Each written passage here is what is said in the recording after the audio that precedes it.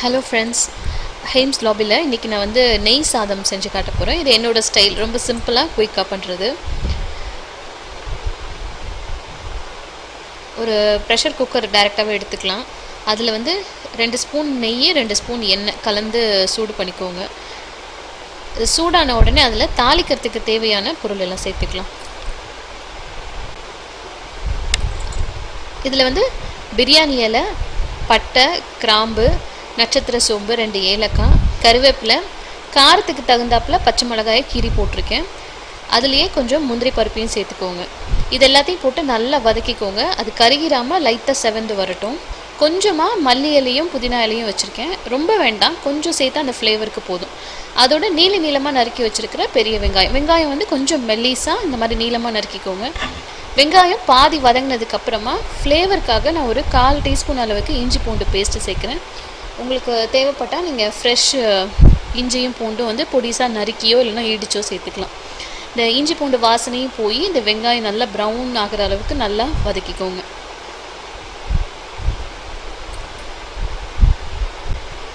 இப்போ நான் 2 கப் பாஸ்மதி அரிசி 2-3 தடவை நல்லா தண்ணி விட்டு வாஷ் பண்ணிவிட்டு ஒரு 20 நிமிஷம் ஊற வச்சுருக்கேன். அது தண்ணியை வடிச்சிட்டு இப்போ நான் இதெல்லாம் சேர்த்துக்கிறேன்.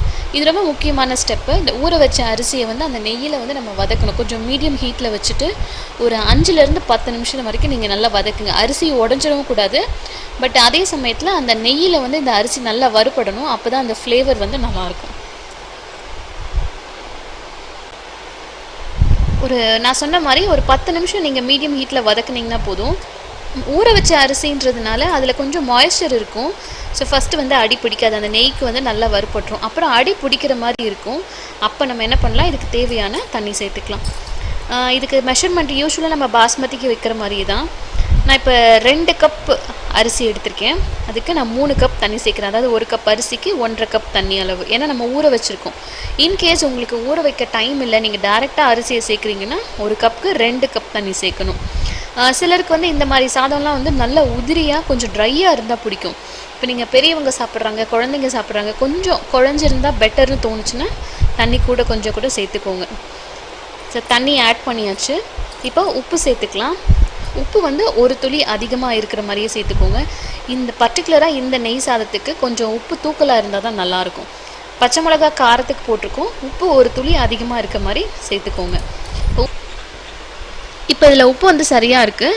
நான் இதை வந்து ப்ரெஷர் குக் பண்ண போகிறேன். மூடி போட்டு மீடியம் ஹீட்டில் வந்து 2 விசில் வந்ததும் ஆஃப் பண்ணி வைக்க போகிறேன். அப்புறம் ப்ரெஷர் அடங்கினதுக்கப்புறமா நம்ம அதை ஓப்பன் பண்ணிக்கலாம்.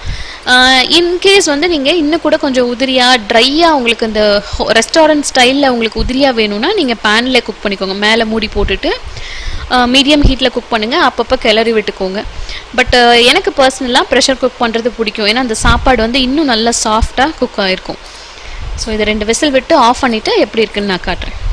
ஆறுனதுக்கப்புறமா ஓப்பன் பண்ணுவோம். பாருங்கள், சாப்பாடு நல்லா உதிரியாக சூப்பராக குக் ஆகிருக்கு. அப்படி ஒரு வாசனை.